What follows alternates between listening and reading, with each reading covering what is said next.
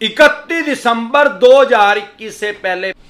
Hello साथियों, मैं अमरदीप कादियान। नमस्ते, प्रणाम, सलाम वालेकुम, सत श्री अकाल, जय मसीह की, राम राम जी, जय माता की, जय हिंद, जय भारत, जय ससुराल वालों की। साथियों, आपका स्वागत है डिसेंट फैमिली में। साथियों, आज हम बात करेंगे मोराटोरियम के बारे में। मोराटोरियम आम और खास आदमी को 31 दिसंबर तक कैसे मिल सकता है, कैसे अप्लाई कर सकते हैं। साथियों, सबसे पहले तो मोराटोरियम लेने से पहले बैंकिंग के बारे में समझेंगे, क्योंकि अभी पिछली बार तो क्या हुआ था, केंद्र सरकार के आदेश आ गए थे और केंद्र सरकार ने रिजर्व बैंक को आदेश दे दिए थे, यानी सेंट्रल गवर्नमेंट ने रिजर्व बैंक को आदेश दे दिए थे कि आम और खास आदमी को मोराटोरियम दे दिया जाए। लास्ट ईयर जब कोरोना काल की पहली लहर आई थी इंडिया के अंदर, 25 मार्च के बाद 27 मार्च को लॉकडाउन हो गया था, तो उसमें जिसने अप्लाई किया उसको मिल ही गया। अब की बार रिजर्व बैंक ने जो बैंकों को इजाजत दी है, इसमें समझने की बात यह है कि आदेश नहीं दिए, इजाजत दी है रिस्ट्रक्चर करने की। भाई वो चाहे तो किसी का लोन रिस्ट्रक्चर कर सकते हैं। रिस्ट्रक्चर के अंदर ही मोराटोरियम इनबिल्ट होता है। इसको हम ऐसे समझ सकते हैं, अगर हम कोई कार लेने जाएं, अब जब कार लेने गए तो टायर तो उसके अंदर ही है यार, बैटरी भी उसके अंदर ही है। जब नई कार लेने जाएंगे तो बैटरी अलग से थोड़ी लेनी पड़ेगी, तो इनबिल्ट है उसके अंदर। कोई बाइक लेने जाएंगे तो टायर तो है ही उसके अंदर, बगैर टायर की तो कोई नई बाइक मिलती नहीं कहीं भी, पुरानी भी नहीं मिलती यार, पुरानी वाला भी पुरानी डाल कर रखा है। ऐसे ही रिस्ट्रक्चर करने के लिए अब की बार जो रिजर्व बैंक के ये आदेश हैं, भाई कोई भी आदमी अप्लाई करे, ये नहीं है कि उसको होल्ड में ही रखा जाएगा, उसको कारण बताना पड़ेगा अगर रिजेक्ट भी करेगी बैंक या एनबीएफसी कंपनी। अब ये मोराटोरियम मिल कितने समय का सकता है? 3 महीने, 6, 9, 12, 15, 18, 21 या 24, लेकिन डिपेंड करता है बैंक या एनबीएफसी कंपनी के ऊपर। अब बहुत से आदमियों को मैसेज आ भी रहे हैं कि मोराटोरियम ले लो या रिस्ट्रक्चर ले लो, आपका लोन होगा तो आपके पास भी आ रहा होगा, नहीं तो आ जाएगा। क्या कारण है भाई? बैंक एक बार में 70-80% आदमियों को, जितने उन्होंने लोन दे रखा है, 70-80% आदमियों को रिस्ट्रक्चर नहीं दे सकती, ना मोराटोरियम दे सकती, नहीं तो वो खुद से ही नंगड़ हो जाएंगे।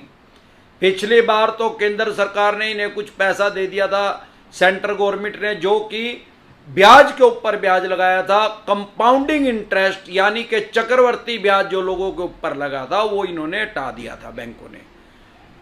जिन्होंने मोराटोरियम लिया था उनका तो जो कंपाउंडिंग इंटरेस्ट था उसको हटा दिया गया। जिन्होंने नहीं लिया था, पे करते रहे, उनको उतना ही इंटरेस्ट उनके लोन के हिसाब से उनके अकाउंट में वापसी आ गया था, जिसको एक्स ग्रेसिया स्कीम कहते हैं। एक्स ग्रेसिया के तहत वो सेंट्रल गवर्नमेंट ने कुछ पैसा इनको दे दिया था, रिजर्व बैंक को दे दिया था और रिजर्व बैंक ने इनको दे दिया था। लेकिन अब की बार इस टाइप की कोई स्कीम नहीं है कि केंद्र सरकार, सेंट्रल गवर्नमेंट कुछ पैसा देगी और लोगों को कुछ रिलीफ मिलेगी। अब मेन चीज पे आते हैं कि भाई जब आदमी कोई रिस्ट्रक्चर के लिए अप्लाई कर रहा है, अब 70-80% आदमियों को तो एकदम से तो दे नहीं सकती, तो बैंक और एनबीएफसी कंपनी कर क्या रहे हैं, इनकी इंटरनल बात बताता हूं। ये हर महीने 5-10% आदमियों को रिस्ट्रक्चर दे रहे हैं। क्यों, किसको दे रहे हैं भाई? जिसकी 2-3 महीने रुक रही है, 5 महीने रुक रही है, इसको है यार, ये तो गाहक तो जेन्युइन था, कोरोना से पहले तो ये दे रहा था हमारे पैसे, अब इसको दिक्कत परेशानी, जेन्युइन है, इसको दे दो, ये फ्यूचर में हमारे पैसे दे देगा।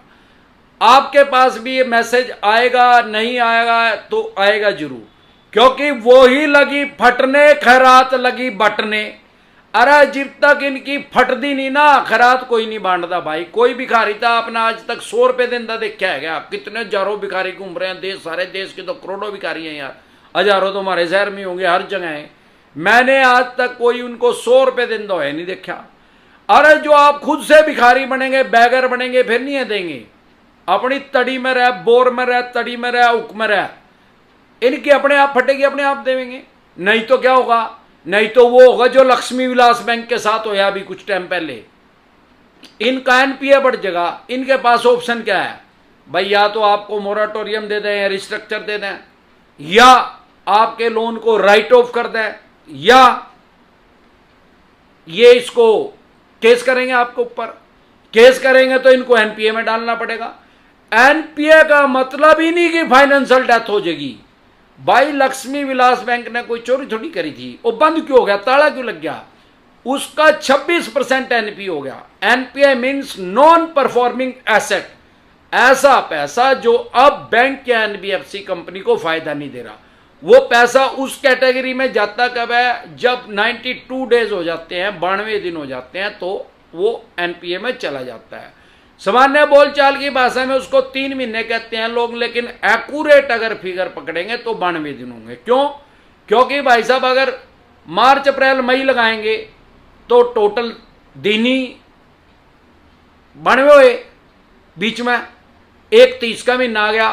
कई बार ऐसा आ जाएगा कि 28 का महीना आ जाएगा फरवरी का, मान लो फरवरी भी होगी तो वो 92 दिन होएंगे नहीं। 92 दिन होएंगे कब भाई? जुलाई गया पीछे, अगस्त आ गया, जुलाई का भी 31 का था, अगस्त का भी 31 का है और सितंबर का 30 का है, तो टोटल कितने दिन हो जाएंगे? 92। 3 महीने कब पूरे होंगे? 92 दिन में, 92 डेज में, इसलिए वो 92 दिन में 92 डेज के बाद जाएगा। अब जा तो सकता है, कुछ आदमी ऐसे भी हैं उनका 2-2, 3-3 साल हो एनपीए में गए ही नहीं। कोई कह रहा है मेरा तो 1 साल हो नहीं गया। अरे क्यों नहीं गया? बेसिक बात समझना यार, ज्यादा का एनपीए में डालेंगे नगद नहीं हो जाएंगे, को उसके ऊपर ताला क्यों लगा? एनपीए का मतलब मैंने बता दिया, नॉन परफॉर्मिंग एसेट। भाई अगर मैं सामान्य बोलचाल की भाषा में आपको समझाऊं कि उसका 26% एनपीए हो गया था, मतलब अगर 100 आदमियों को लक्ष्मी विलास बैंक ने लोन दिया तो 26 आदमियों ने वापसी नहीं करा, तो क्या हुआ? वो नंगड़ हो गया। नंगड़ हुए कैसे हैं भाई? बैंक के पास कोई अपना पैसा है, ये तो लोगों के पैसे इकट्ठे कर रहे हैं भाई साहब। Current account, saving account, IMPS, RTGS, 50 डाल की सर्विस, एफडी, आरडी, 50 तरह की सर्विस दे रहे हैं, लोगों को पैसा इकट्ठा कर रहे हैं, लोगों का पैसा डिपॉजिट कर रहे हैं, उससे आगे लोगों को कर्जाई कर रहे हैं। तो और ये सारे शेयर बाजार में भी लिस्टेड है। अब जैसे इनका एनपीए बढ़ेगा तो आजकल सब चीज लोग इनका रेशो देखते हैं, भाई इसका कितने एनपीए है बैंक का।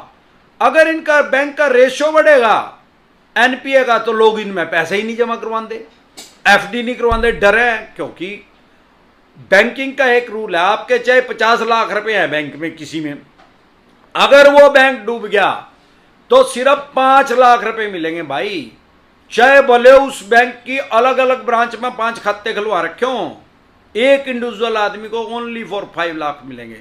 उसमें चाहे आपकी एफडी हो, चाहे करंट अकाउंट हो, चाहे सेविंग अकाउंट हो, 5 लाख रुपए तक की जिम्मेवारी है, मतलब 5 लाख रुपए तक की सरकार की जिम्मेवारी है, वो भी एक इंश्योरेंस हुआ इनका 5 लाख तक का। 5 ये भी नहीं आके 5 ही मिलेंगे, अगर होंगे 55,000 तो 55,000 मिलेंगे, 50 लाख होंगे तो फिर भी 5 ही लाख रुपए मिलेंगे। तो इस वजह से कोई आदमी ने ज्यादा पैसे जमा करवाने, यार किसी के रिटायरमेंट क्या रहे, वो जिसका एनपीए ज्यादा बढ़ रहा है उसमें काउंटर नहीं खुलवाता। यही कारण है कि अपना एनपीए बढ़ाना नहीं चाहते। एनपीए बढ़ेगा, इनकी फाइनेंशियल डेथ खुद से ही हो जाएगी, इसीलिए उसको एनपीए में नहीं डालते। राइट्स तो आगे, अधिकार तो आगे इनके पास एनपीए में डालने के, लेकिन उसको एनपीए में डालते नहीं, वो मैं बता ही चुका हूं। भाई एनपीए बढ़ेगा, लोग खाता नहीं खुलवानेंगे, आरडी नहीं करवानेंगे, एफडी नहीं करवानेंगे, और भाई शेयर बाजार में भी धड़ाम से नीचे गिरेगा इनका शेयर भी। तो उसको शेयर को सोने से बचाने के लिए, निंद्रा में जाने से बचाने के लिए, उसको जागृत करने के लिए एनपीए को नहीं बढ़ाते। तो इनके पास ऑप्शन क्या है? राइट ऑफ करेंगे, फिर वो कबाड़ी के रेट में बिकेगा। भाई किसी छोटे बैंक को बेचेंगे, वो कबाड़ी 15-20% में आपने देने होंगे 10 लाख रुपये, वो बिकेगी 2 लाख रुपए में या 1.5 लाख रुपए में। तो ये उस वजह से भी नहीं इसको एनपीए में बेचना चाहते। इस वजह से लोगों को ये रिस्ट्रक्चर दे देते हैं या मोराटोरियम दे देते हैं। लेकिन मोराटोरियम या रिस्ट्रक्चर लेने से पहले एक बात ध्यान रखें, कहीं आपको बंद हुआ मजदूर ना बना दें। जैसे पुरानी फिल्मों में दिखाया करते यार, वो जो अबसी होए करते उनके पैरों में बेड़िया डालकर रखा करते रे, कवाड़ा देकर रखा थे या कसी देकर उन पर काम करवाए करते सारा दिन, और फिर सूखी रोटी दे करते। तो भाई इन्होंने बेड़िया तो अब भी डाल रखी हैं लोगों के पाँव में, अब वो दिख नहीं रही। लोग अपनी बेसिक जरूरत पूरी नहीं करके, अपनी बेसिक जरूरत में कमी करके इनके पैसे दे रहे हैं। तो ऐसा ना हो कि आपकी 2 साल की किस्त पता लगा 5 की होगी। आप सबसे पहले इनसे ये पूछ लें, भाई मेरी 1.5 साल की रह रही, कभी ना 3.5 की तो नहीं कर देगा, और वो रिटर्न में ले ले, तब जाके आप मोराटोरियम या रिस्ट्रक्चर लें। और मोराटोरियम या रिस्ट्रक्चर के लिए जब आप अप्लाई करेंगे तो बैंक या एनबीएफसी कंपनी की मर्जी है कि वो आपको देगा क्या नहीं देगा। अप्लाई करना तो आपकी मर्जी है, लेकिन वो उसकी मर्जी है, क्योंकि अब की बार रिजर्व बैंक के ऐसे आदेश नहीं आए कि सबको दे दिया जाए। इनको अपने विवेक पे फैसला लेना है, खुद से इनको फैसला लेना है। इसी तरह की या किसी भी तरह की कोई भी दिक्कत परेशानी आपके किसी भी यार प्यारे रिश्तेदार को आ रही है तो वो कमेंट कर सकते हैं। आपको कोई दिक्कत परेशानी आ रही है तो आप कमेंट कर सकते हैं।